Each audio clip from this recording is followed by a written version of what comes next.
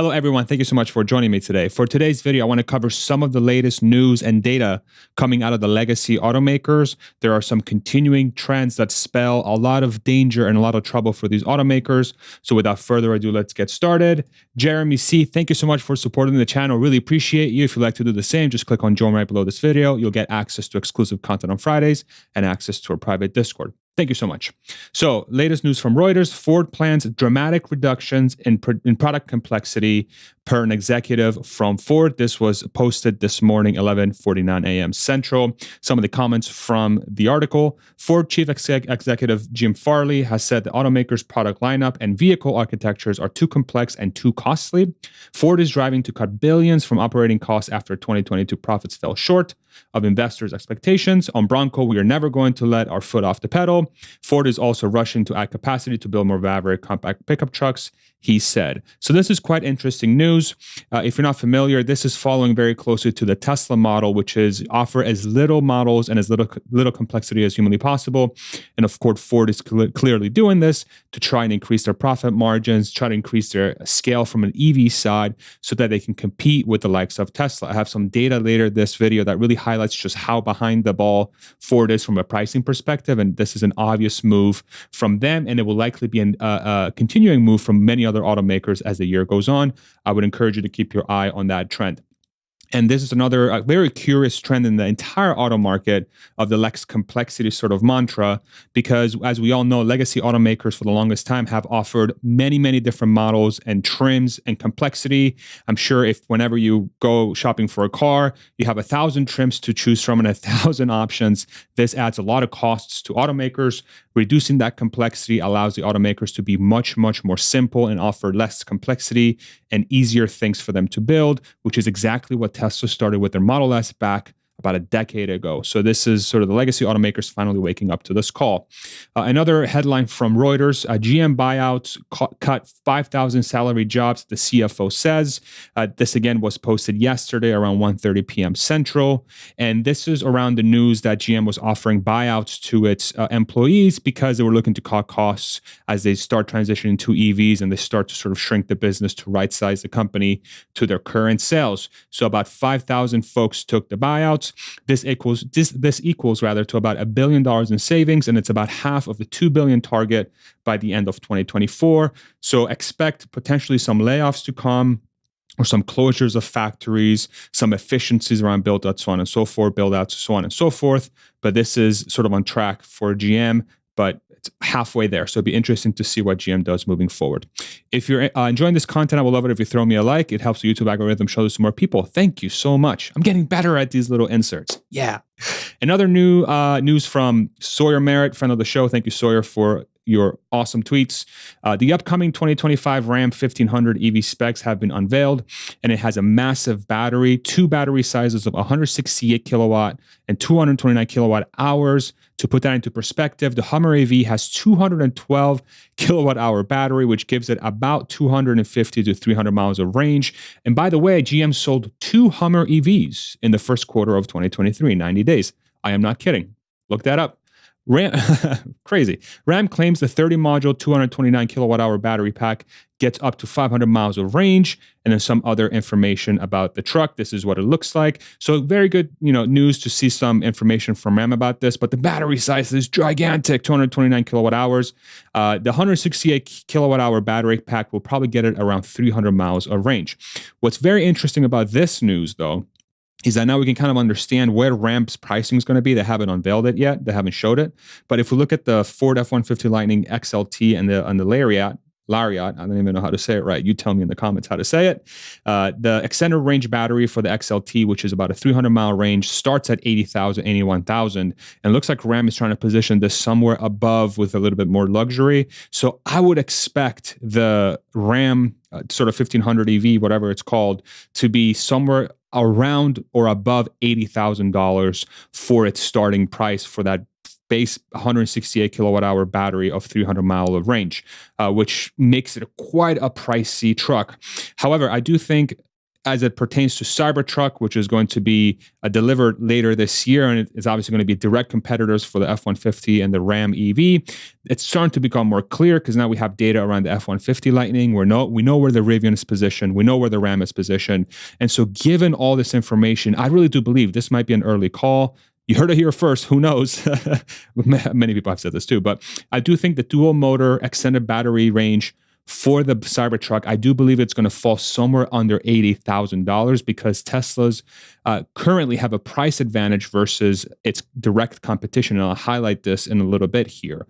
And the bigger thing here about that pricing is that it makes the Cybertruck eligible for the EV tax credit, whereas the other options we just went through are above that $80,000 limit, and so they're not eligible. So if the Cybertruck can come in under that $80,000 mark, then all of a sudden you have a Cybertruck that's not only cheaper versus its competition, but it's also significantly cheaper because it'll get the added bonus of the $7,500 tax credit, which again spells a lot of trouble for the legacy automakers. Pricing is becoming a huge issue for legacy auto. It really, really is. And I really want to highlight a specific case, like a very, very specific case that can be propagated through the rest of the legacy auto market that I think is going to really start dictating some of the dynamics that we're going to start seeing in 2023, 2024, and 2025. Real quick, we just dropped our new article on our Substack, farzadmisbahi.substack.com. Every Wednesday, we get a new article. If you want to support that, I have a link for that in the description below. Thank you so much. Really appreciate you.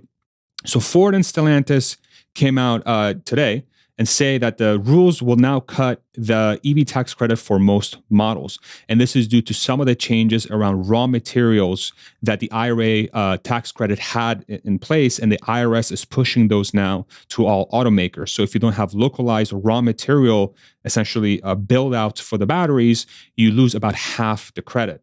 So what this means specifically to the Ford lineup, the Ford Lightning, fortunately for that car, doesn't apply, but the Ford Mach-E has its raw materials somewhere other than North America and trade partners of the US, probably China or some other place. So this means that the Ford Mach-E tax credit, the EV tax credit that it was getting at the beginning of the year of $7,500 is now going down to $3,750. So now the Mach-E is becoming more expensive starting April 18th when the change is supposed to take place. If we compare this to Tesla's existing lineup as an example, since Tesla is the leader of EVs, especially in the United States, you can see that with the EV tax credit change, the lowest trim Ford Mach-E that you can buy right now from Ford's website, the California Route 1 Extended Range with 312 miles of range and 4.80 to 60 all-wheel drive, the lowest trim is now more expensive than the highest trim Tesla Model Y Performance with 300 miles of range all-wheel drive at 3.50 to 60 at $51,000 versus $54,000. So this is causing a huge, I think, disruption in the auto market, specifically to the Ford Mach-E, where now the cheapest Mach-E is more expensive than the most expensive Tesla. So that's starting to really describe a trend that has been developing that's going under the radar. And I really think this is a big deal. In addition to that, Ford sold about 10,000 units of EVs in Q1. It's specifically in the United States, I believe.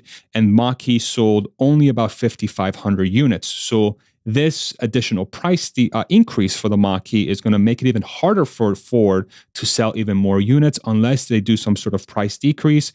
But it's also very important to keep in mind is that Ford is already losing money on the Mach-E and the Ford F-150 Lightning and the EV Transit van. If you remember from one of my previous videos, they're making negative 40% margin on every single EV that they sell, which is a huge problem for them, obviously.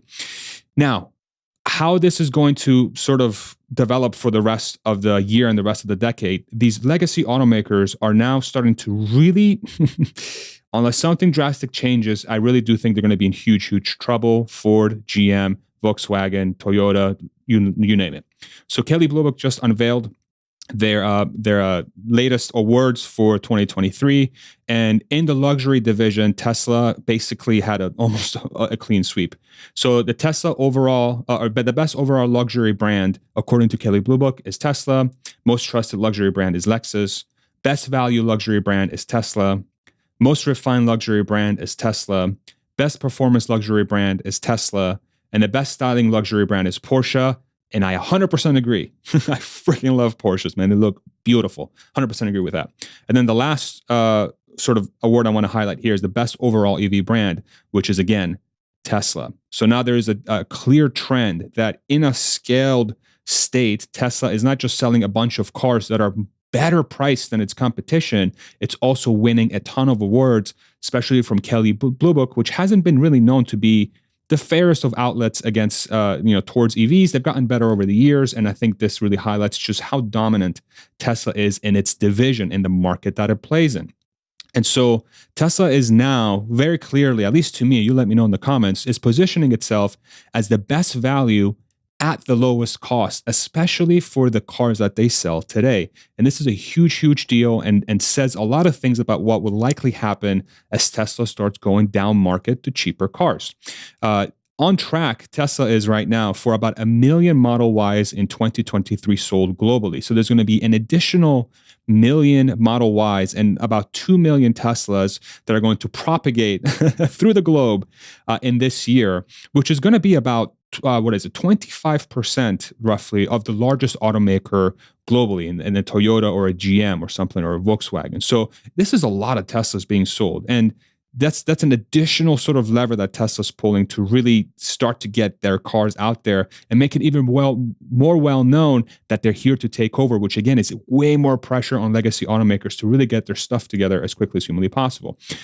It's worth reminding that this car, this Model Y that they're going to sell 1 million units per year, which will make it the largest, the best-selling car by unit volume in the world in 2023. Its average selling price in U.S. dollars, at least based in the U.S. market, is $55,000 compared to a $27,000, $28,000 Corolla, which is typically the best-selling car, or a $30,000 RAV4. So this is a huge deal. Plus, it's an EV. And so an EV that's pretty expensive, that's considered luxury, is set to become the best-selling car in 2023, period. That's a huge, huge deal. And it's still going under the radar, I believe. And this spells a lot of troubles for legacy automakers. In addition to Tesla working on its $25,000 passenger car that's going to be coming out here in the next year or two, what is that going to do to the market, especially after we go into 2024, 2025, and these dynamics still continue to play out?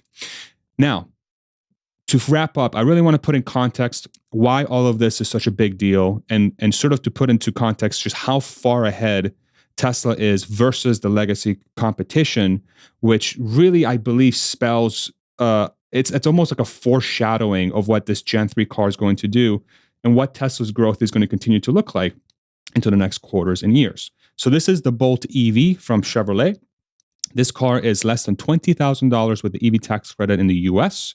If you can find it from a dealer for that much, GM sold about a little less than 20,000, about 16,000 units of these, of them in the United States in the first quarter of 2023.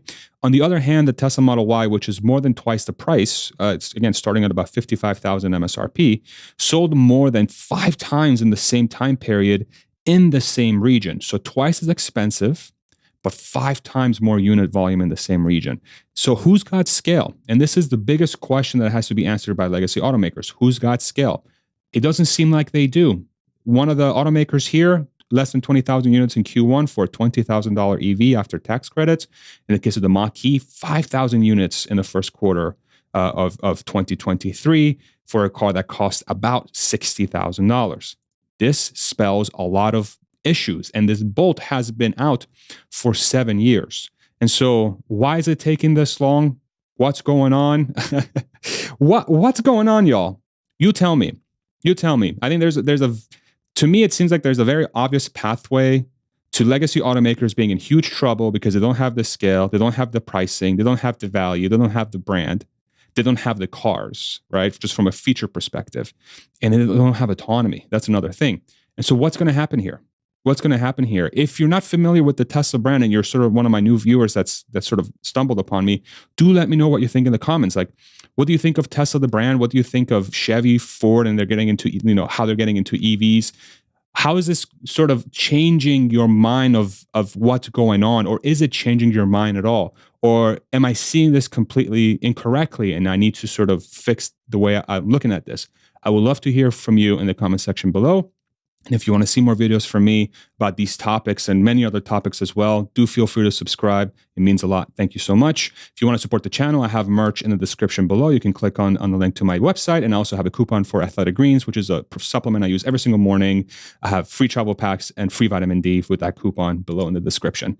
Thank you so much for watching. I hope this was informative and helpful, and we'll see you on the next one. Take it easy, everybody. Bye-bye.